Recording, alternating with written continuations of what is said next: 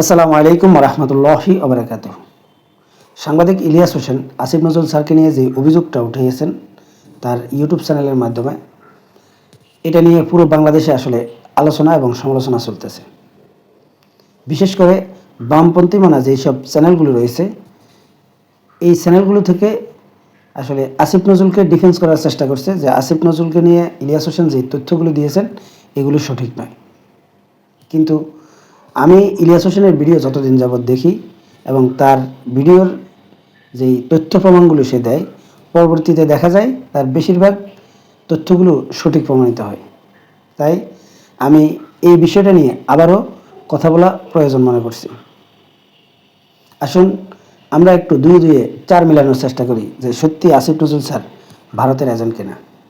বামপন্থী মানা যেই সব ইউটিউব চ্যানেলগুলো রয়েছে এবং মানুষ যাদের চ্যানেলগুলো, যাদের তথ্যগুলো, যাদের কথাগুলো আসলে শুনে, তাদের মধ্যে অন্যতম একজন ইউটিউবার হচ্ছেন শাহেদ আলম। শাহেদ আলম একটা ভিডিওতে আসলে সে বোঝাতে চেয়েছে আওয়ামী লীগকে প্রতিহত করার জন্য আসলে আওয়ামী লীগের মতো ভিন্ন আরেকটা রাজনৈতিক দল দরকার, যদি আওয়ামী লীগকে ঠেকাতে হয়। এখন কীরকম দল দরকার? শাহেদ আলম ব্যাখ্যা দিয়ে বোঝাতে চেয়েছেন যে আওয়ামী লীগের বি টিম মানে ভারতের সাথে সুসম্পর্কের একটা দল প্রয়োজন, তৃতীয় দল, এবং ভারত যাতে সেই দলটাকে আসলে বিশ্বাস করে। যদি ভারত আওয়ামী লীগের মতো অন্য কোনো দলকে যদি বিশ্বাস না করে, তাহলে আবারও ভারত আওয়ামী লীগকে বাংলাদেশে প্রতিষ্ঠা করতে তারা কূটকৌশল অবলম্বন করবে এবং সেটা করতে অব্যাহত থাকবে। মানে হচ্ছে শাহেদ আলমের যুক্তি হচ্ছে যে আওয়ামী লীগকে যদি ঠেকাতে হয়, তাহলে ঠিক আওয়ামী লীগের ক্যাটাগরি যেই দলটার উপর ভারত বিশ্বাস স্থাপন করবে বা ভারতের দালালি করবে, এই জাতীয় আরেকটা দল প্রয়োজন। এখন এই শাহেদ আলমের পছন্দের সেই দলটা আসলে কী হতে যাচ্ছে? নিশ্চিতভাবে ধরতে পারেন যে ছাত্রদের যে নতুন দল হবে, সেই দলটা কি আসলে আওয়ামী লীগের বি টিম হিসেবে কাজ করবে? বা শাহেদ আলম কি আসলে সেটাই বোঝাতে চেয়েছেন?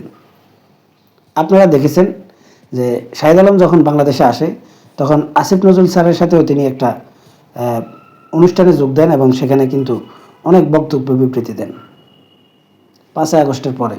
আমি নিশ্চিত যে এই আসিফ নজরুল স্যারের সাথে শাহেদ আলমের গভীর সুসম্পর্ক রয়েছে এবং দুজনে কিন্তু বামপন্থী মানা। প্রশ্ন হচ্ছে ছাত্রদের যে নতুন দলটা হবে, সেই দলের নেতৃত্ব আসলে কারা কারা দেবে? সেটা কি বামপন্থী ঘরানার একটা দল তৈরি হচ্ছে? এই ছাত্র আন্দোলনে যারা আসলে সমন্বয়ক যাদেরকে বলা হয় এবং যাদের ত্যাগ এবং তিতিক্ষার মাধ্যমে আওয়ামী লীগকে পরাজিত করেছে বা আওয়ামী লীগ পালিয়েছে, এই জাতীয় ছাত্রদের মধ্যে বা সমন্বয়কদের মধ্যে বেশিরভাগ লোক বলা হয় যে ছাত্র শিবিরের লোক, এবং বাকি যেই লোকগুলো রয়েছে যেমন হাসানাত আবদুল্লাহ, সার্জিস আলম, এই হাসানাত আবদুল্লাহও কিন্তু 5 ওয়াক্ত নামাজি, তার মানে ধর্মীয় আদর্শে বিশ্বাসী। এছাড়াও এই সার্জিস আলম এবং হাসানাত আবদুল্লাহ বা ছাত্রদের যেই পার্টটা রয়েছে এখন রাজনীতিতে যারা হস্তক্ষেপ করে, তাদের রাজনীতি হচ্ছে চরম ভারত বিরোধিতা। তাহলে এই শাহেদ আলম আওয়ামী লীগকে ঠেকানোর জন্য যেই আওয়ামী লীগের বি টিম হিসেবে দাঁড় করানো দল কোনটাকে আসলে মনে করছেন এবং কোন দলকে সাজেস্ট করছেন? নাকি আসিফ নজরুল স্যার যেভাবে এই ছাত্রদেরকে মোটিফাই করে এই বর্তমান সরকারকে গঠন করেছে এবং সেই সরকারে উপদেষ্টাদেরকে যেভাবে নিয়োগ দিয়েছে, এই উপদেষ্টাদের মধ্যে 90% লোক হচ্ছে বামপন্থী মানা।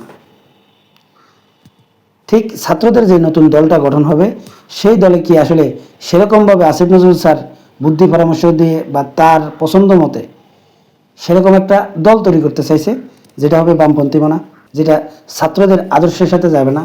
শাহেদ আলমের এই বক্তব্যটা আমার কাছে অনেক সন্দেহজনক মনে হয়েছে। আসলে তার এই ভিডিওতে তিনি কি বোঝাতে চেয়েছেন আমি পুরোপুরি বুঝতেছি না। আমি ব্যক্তিগতভাবে মনে করি আওয়ামী লীগ সরকারের সাথে ভারতের যথেষ্ট সুসম্পর্ক ছিল এবং বাংলাদেশের রাজনীতি নিয়ন্ত্রণ করত ভারত। আওয়ামী লীগ সরকারকে টিকিয়ে রাখতে ভারত আপ্রাণ চেষ্টা করেছে। এমনকি আওয়ামী লীগ সরকারের সময় আমরা শুনেছি যে অনেকগুলো গোপন চুক্তি করেছে যেটা বাংলাদেশের স্বার্থবিরোধী। কিন্তু এই বর্তমান সরকারের এই আসিফ নজরুল স্যাররা অনেক সমালোচনা করেছেন এই ভারতকে নিয়ে, যে শেখ হাসিনা ভারতকে এই দিয়ে দিচ্ছে সেই দিয়ে দিচ্ছে, গোপন অনেকগুলো চুক্তি হয়েছে। কিন্তু 5ই আগস্ট শেখ হাসিনার সরকারের পতনের পর এই পর্যন্ত ভারতের সাথে কি কি গোপন চুক্তি হয়েছে সেটা কি এই আসিফ নজরুল স্যারেরা কি এখনো প্রকাশ করেছেন? জনগণ কি আসলেই জানতে পেরেছে যে আসলে কি কি গোপন চুক্তি হয়েছে? এমনকি আসিফ নজরুল স্যার বলেছিলেন যে 20 লক্ষ ভারতীয় বাংলাদেশে চাকরি করে। এখন এই 20 লক্ষ লোক কিভাবে কখন কোথায় চাকরি করে সেটা কি তিনি প্রকাশ করেছেন? তিনি কিন্তু করেননি।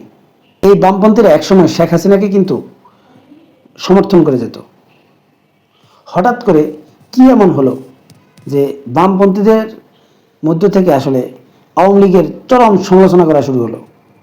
আমি যতটুকু জানি বা আমি যতটুকু দেখেছি যে করোনাকালীন সময়ে চীনের সাথে যেই বাংলাদেশের ভ্যাকসিনের যেই একটা চুক্তি হয়েছে, এই চুক্তির পরে চীনের সাথে কি চুক্তি হয়েছে এটা জানার জন্য ভারত উগ্রীব হয়েছিল এবং প্রথম আলোর একজন মহিলা সাংবাদিককে আওয়ামী লীগ সরকার অ্যারেস্ট করেছে। বাংলাদেশের যে গোপন যেই রাষ্ট্রীয় সম্পর্কগুলো